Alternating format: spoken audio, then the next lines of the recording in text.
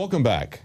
Now, our quote of the day is very appropriate to our next guest. It's from Eric Holder. Here's what he had to say.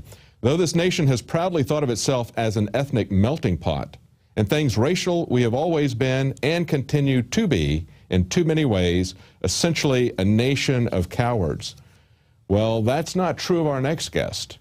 His name is Larry Pinkney, and he's a veteran of the Black Panthers, and he actively fought for black rights. And he also, though, is not captive by skin color. His sense of justice and his sense of morality transcends skin color, and we're going to talk about that. Listen to what he said about Barack Obama. He says in an article on his site called Goose-Stepping Behind Barack Obama, the Absence of Critical Thinking, he says, as aptly demonstrated by Germany and Italy of the 1930s, there's absolutely nothing new about a substantively uninformed and highly manipulated electorate, euphorically and uncritically lining up lockstep behind a political figure who's offering a dangerously superficial media soundbite rhetoric which indefinably calls for change. You know, we are often criticized for going back and talking about Hitler and talking about the Nazis and making these kind of comparisons, but you know, the Nazis were not only apocryphal, but they served as archetypes for oppression. And we see these patterns being repeated over and over again.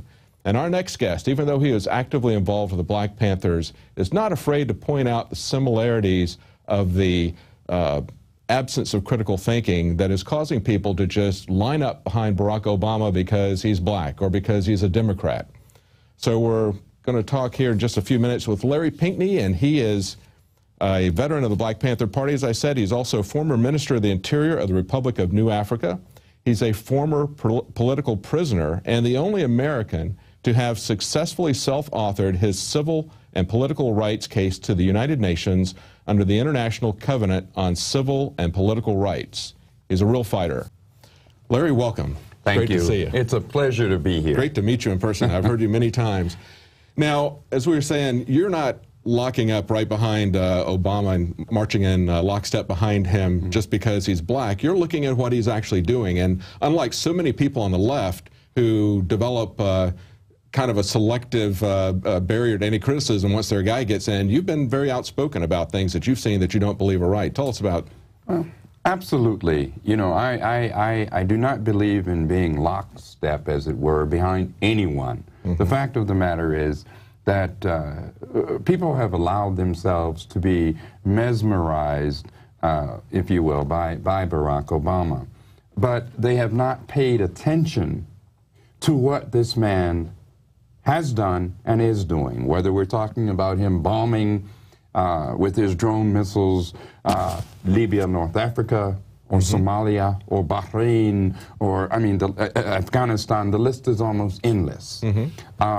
Somehow people have allowed themselves to ignore a reality that is dooming us as a people. When I say as a people, I mean black, white, brown, red, yellow people, everyday, ordinary people. We have, too many of us, have allowed ourselves to become unprincipled. You see, we must be principled.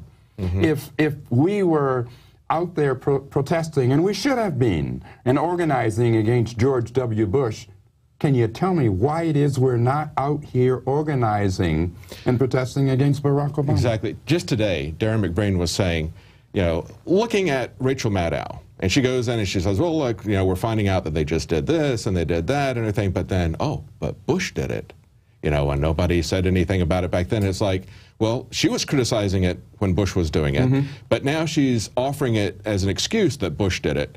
And you would see Hannity performing exactly the same function when things are reversed. He'll say, oh, well, you know, yes, of course, Bush did these evil things, but look, Clinton did evil things too, and he got away with them. So they're really kind of like, when I look at them, it's kind of like people lining up behind the Jets or the Giants. You know, they're actually both from the same city, they're in the same league, and they need each other to play the same game. Right. And the game that they're playing is dividing people up, and so that we don't, you know, we fall in, like you said, in lockstep behind our team, behind our party, behind our label of left or right or Tea Party or whatever, and we don't critically look at what they're actually doing. You're absolutely correct. And look, the reality is that this is not a game. This is, we're talking about the very survival of everyday people on Mother Earth, on this planet, in this nation of the United States, and globally.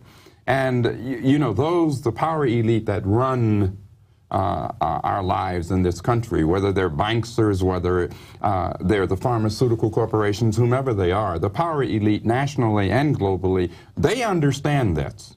We, everyday people, must understand this. The Democrats, the Republicans, I call them Republicrats because they feed from the same trough, the same trough. Their rhetoric may be slightly different, but their actions are essentially the same. And, in the case of Barack Obama, he has far surpassed, in a negative sense, the terrible things that George W. Bush committed. Yes, yeah. But Obama has far surpassed it. And continued things like torture and Gitmo. Oh, I mean, yes. you know, he was gonna stop that, but of course he didn't do it. And then he gave us things like the NDAA. Right, right. Provision, especially Provision 1021 of the NDAA, which essentially makes null and void the right to due process. Yeah. I mean, imagine, is this, whether people get offended or not, let's be honest, let's be real. Is this fascist Italy with Benito Mussolini? Is this Francisco Franco's dictatorship in Spain? Or is this a country where indeed the Constitution is a living document and means something? Apparently, it doesn't mean anything anymore. And it's, I guess, okay now because we have a quote-unquote, heavy quotes around that word black, a quote-unquote black man in office. Excuse me, oppression is oppression, irrespective of who is responsible for the purveyance of that oppression. And in this case, it's incumbent upon us, I go back to what I had said before, to be principled, And one of the things that really I find most disconcerting, most disturbing, is that so many people on the so-called left, I say so-called, the so-called left, so-called progressives, so-called liberals, whatever, so many have decided to lose their principles, to selectively forget that which they claimed so loudly when Bush was in office. So I'm looking forward to a surge of everyday people. I think we're seeing that, frankly. I don't want to just be negative. I want to be very positive because I'm seeing people all around the world, all around this nation and the world, who are actually beginning to awaken. And that's heartening. As we said back in the day in the Black Panther Party, and I'm talking about the original Black Panther Party, we said all power to the people, all the people, black, white, brown, red, yellow. And this is something that we have to make a reality, and I see opportunities for that happening. We can break through this Obama trance.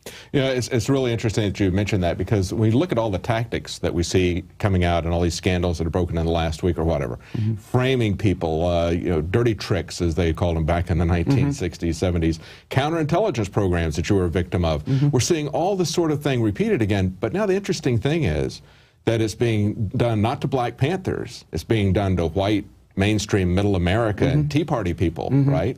And I'm reminded of that quote, the famous quote from Nazi Germany, since we started this interview with that, you know, Martin Niemöller, who said, you know, they came for this group and I did nothing, they came for that group and I did, then they came for me, you know? And for a lot of people, we're at that point right now.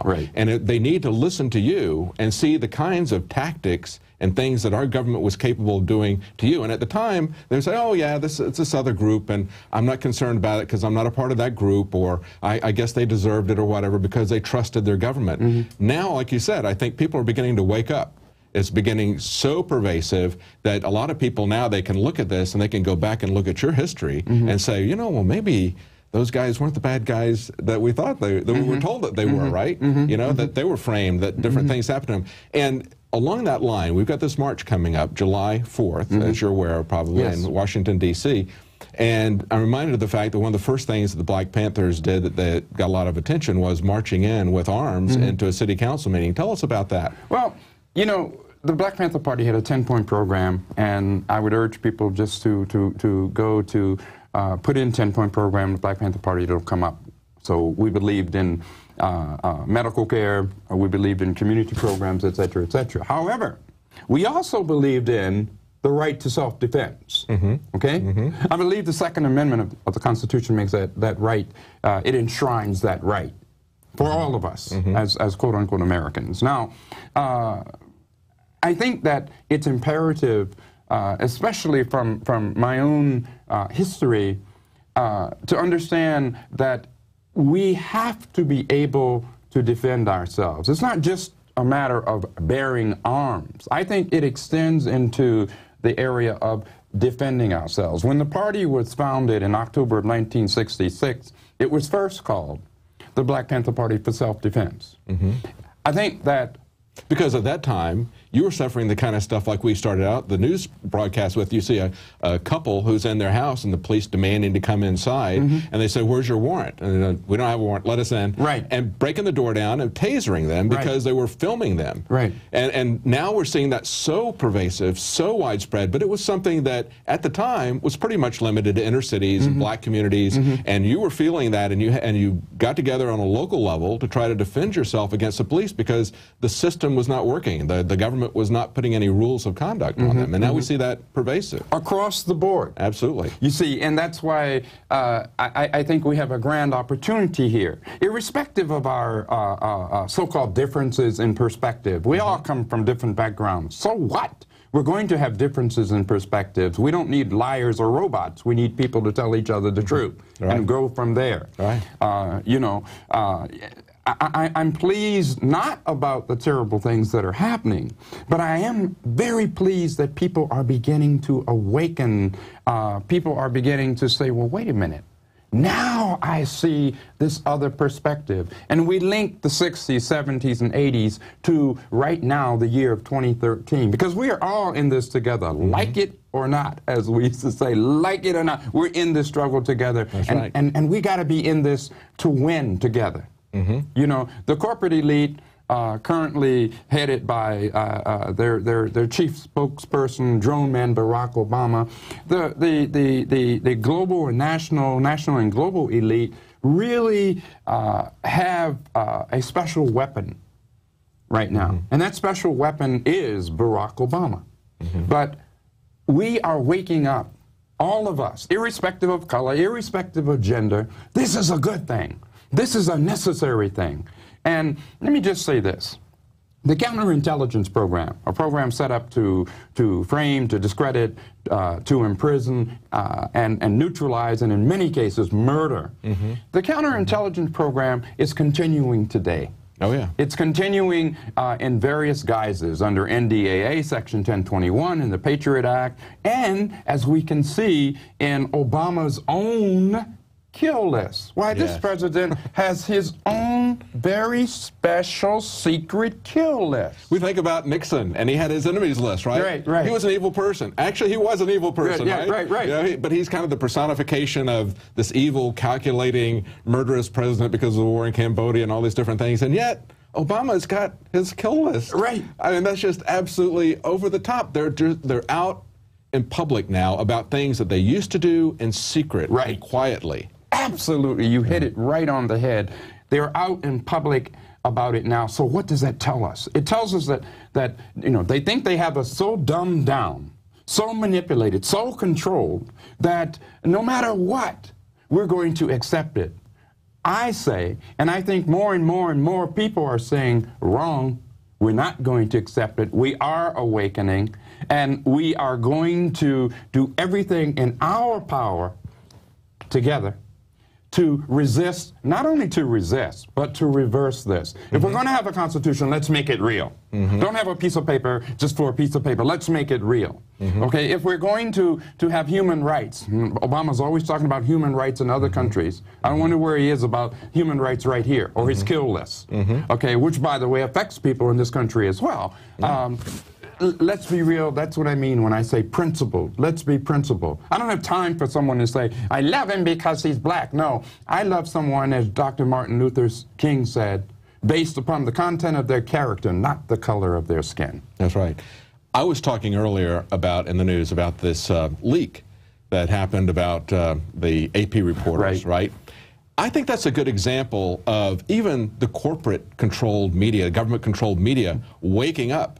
Because under the FISA Act, the Foreign Intelligence Surveillance Act, these were circumstances where they were talking, getting information to people in foreign countries. So the government has maintained, they're not even, like we're talking about them doing things openly, they're not even trying to conceal the fact that they record and all these different phone calls and keep them. So they've got all the information, the transcripts and everything. And when they come in and say, we want the phone numbers and the phone list of who they called, how long they talked, and so forth, they have the entire conversation already. So when they come in and do that, they're firing across the bow to intimidate now the big-time corporate media, the Associated Press. And this is galvanizing a lot of people, I think, to wake up. They're starting to say, oh, gee, I thought this was a conspiracy. They're just like Jon Stewart said the other day. He said, oh, I was laughing about these conspiracies, you know, but then he sees this, and it's kind of the wake-up call for a lot of these people. Right. And you know, I like to say that those people who try to dismiss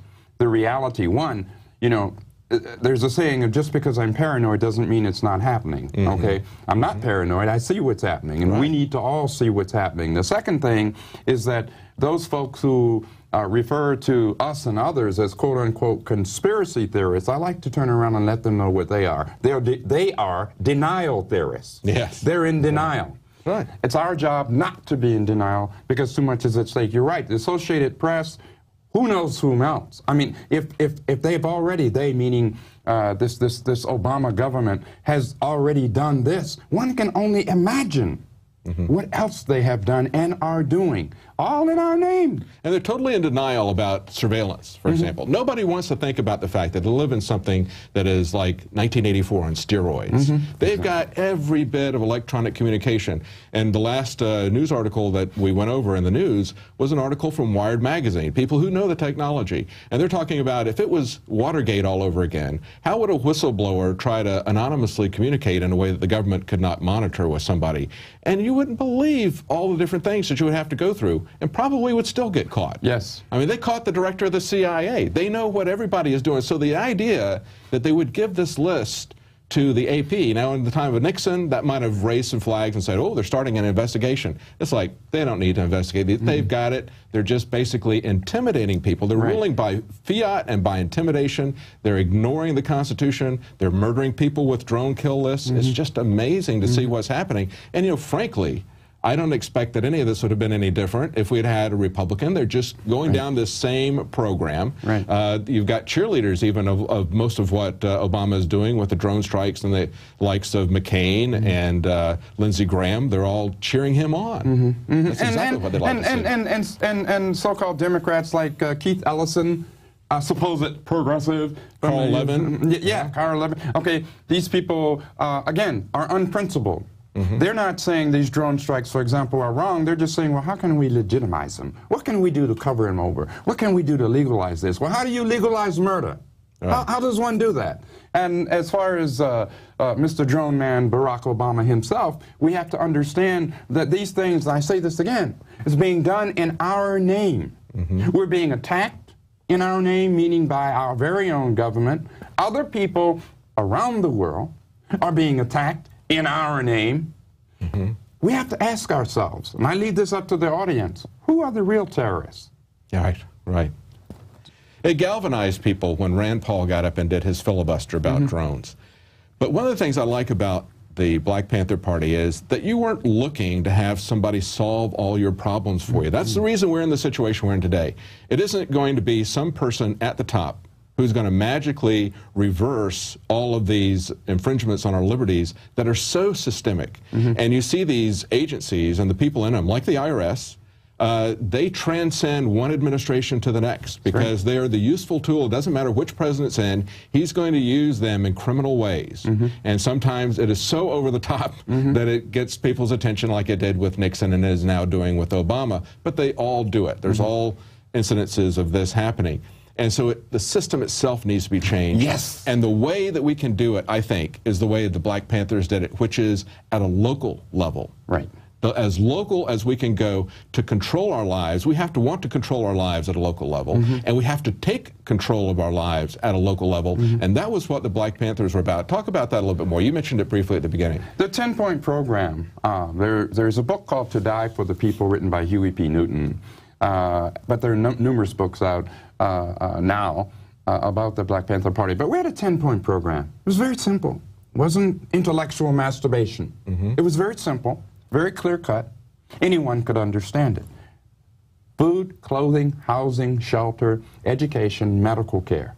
Now, J. Edgar Hoover at the time called that revolutionary. I'm thinking, that's revolutionary? My God! You know, but my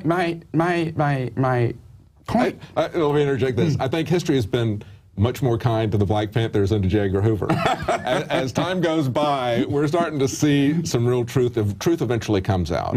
And when you look at J. Edgar Hoover, somebody who was so drunk on power over so many decades, I mean, this guy was like an American Stalin. I mean, he was really a dangerous character. Very corrupt. I'm sorry to interrupt. That's all right. That's all right. Go back to the 10-point. I just had to say that about J. Edgar Hoover. Great point.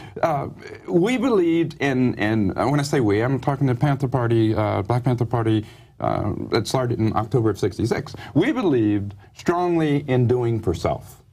We believe that we should serve the people, as the expression we would use, serve the people body and soul. That's why we had free health programs, free medical clinics, free food programs, free shoe programs, free senior citizens programs. So I can just go on, and these were national. Let me ask you now, though. Where did the money for the free programs come from? We went from the community. Right to the community. Right. We went right to the community. And our argument to the community was simple. You think the government's going to do it for you?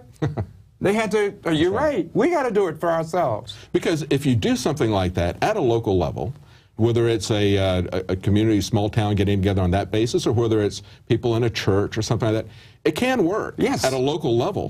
It's when the more distant you get from the people, then you start getting in these bureaucracies where they start misallocating stuff, where they start to get sticky fingers, and the stuff that goes to them never goes back down to the people. Exactly. It just becomes a redistribution of wealth, not amongst the people, but from the people to them. Exactly. Essentially. So that's an interesting point, that you had a lot of things that initially a lot of people who consider themselves to be Republicans might balk at and say, oh, we don't want that being done. But because you were doing it at a local level, it made sense. It did. It worked. It worked. And people opted into it. Yes, yes. You see, this is one of the things, of course, that frightened the federal government, was they were thinking, oh my God, they're doing for self.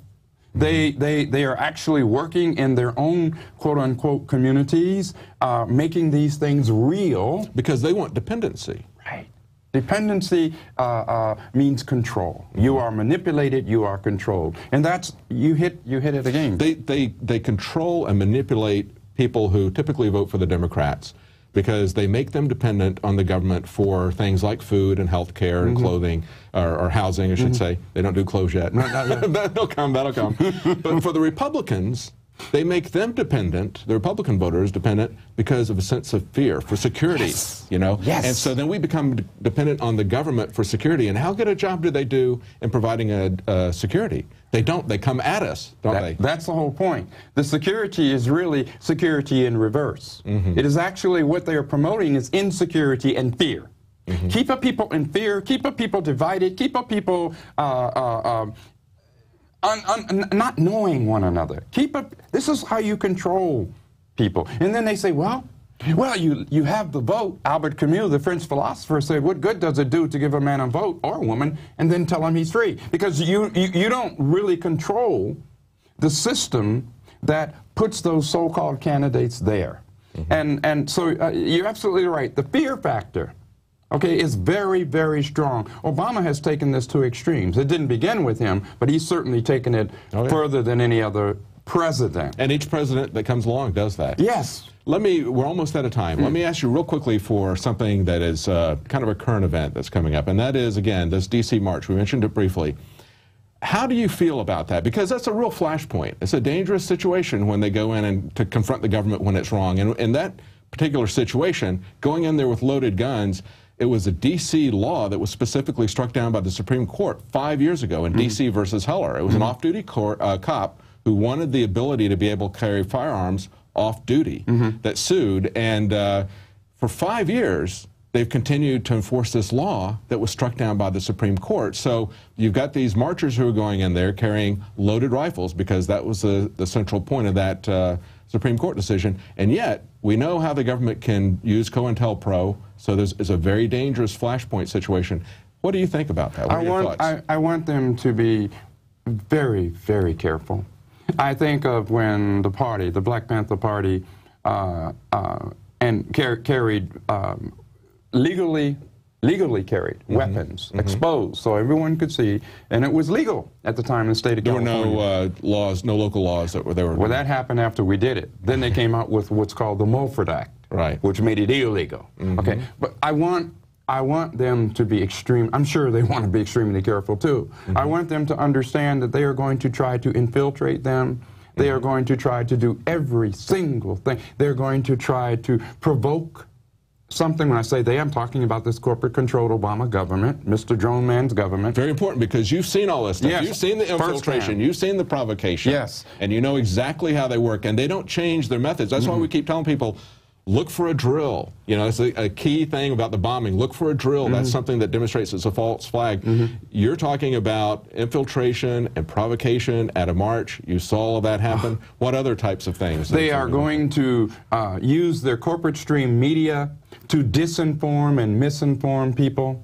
Again, going back to using the fear factor, okay? These things all combined are what they're going to try to do. I want these folks to be aware of these things. I'm not saying don't do it. I'm saying be aware, be cognizant of what, you know, you were facing. Back in the day in the 60s, a lot of us, you know, had no idea how vicious this government actually is, was and is, continues to be. But let's learn from history. I don't care if it's where the, you know, black, white, brown, red, yellow history. It's people's history. It's our history. And this is very important, because a lot of the people who are going to be going to this are going to be typically coming from white America, you know, rural America, whatever. They're the ones who are most attached to the Second Amendment issue right now, who are willing to put themselves on the line, perhaps surrendering themselves to get arrested, having their firearms confiscated or whatever. They're dedicated to the cause, and I really admire them. But like you said, they don't necessarily know the history because they haven't experienced it of what you went through. And the government is going to do the same things to them that they did to you. So they need to be aware of this, like you said, not to tell them, not to pour cold water on it. No, what they're doing is very brave. And it comes to the point where you have to ask yourself, what else can we do about it? When they ignore the Supreme Court, which to them is the ultimate authority. I mean, I don't agree with what the Democrats typically say is a living constitution. I think the words mean what the words say. But they talk about a living constitution that, well, whatever the Supreme Court says the words mean, that's what it's now going to mean. Well, the Supreme Court ruled against them, and they still did what they wanted to do. We don't have a living constitution. So I mean, you know, that is absurd. But they even to appeal to their usual source of authority, they still denied it. Yeah, of course. Yeah, of course. You know, if it weren't so serious, it would actually be hilarious. But it is very serious, and it's not funny. And again, I would urge people who are unaware of the demo that's coming up to make themselves aware of what those issues are, and to understand that they are affected. They are affected. And you know, I remember back in the day when the party was strongly standing up for self-defense in the communities. And by the way, we were allied with white groups, Asian groups, Mexican-American groups, the Chicana organizations. It wasn't just the Black Panther Party, contrary to how the mythology has continued to spread today. But I want people, and I hope people will pay attention to the larger issue and understand why these people are doing what they are doing. Don't say, oh, that's their issue. That's not just their issue. It's our issue. And we better look at it that way. That's right. Even if you don't agree with that interpretation of the Second Amendment, you have to look at this and say, how can a city, our capital city, ignore both the Constitution and a direct revocation of that law that they've continued to enforce now for 5 years? Well, it's going to be interesting to see how that develops, and I certainly hope people will look at the history of what you went through personally. You were in prison for quite some time after the COINTELPRO operations. Look at the history of what they did with the Black Panther Party and learn from that, because they really do use the same playbook, unfortunately, over and over again. Thank you so much, Larry Pinkney. It's been a real pleasure. Thank you. Thank you. Well, what Larry told us about not getting taken captive by the left-right paradigm is certainly true. The vital issues that we both agree on, even though we may disagree on a lot of side issues, the vital issues are the ones that really affect our lives and the lives of the community, the lives of the nation. A lot of these issues that they fight so hard on to divide people into left and right camps and along racial lines and that sort of thing are not the central issues that are going to make the difference. It's the ones that are about our freedoms, our constitutional rights, our liberty, and keeping the government under control, a government that will obey the law. That's what we all need to be concerned about. No matter what your position is on issues, you need to be concerned about a government that is out of control. And we're seeing it getting worse under every successive administration, whether it's Republican or Democrat.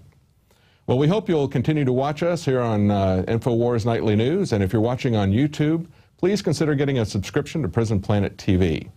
You can get a subscription and pass it out to up to 10 friends at one time, can be watching simultaneously. Of course, you can hand it out to more people than that, but 10 people can be watching it simultaneously.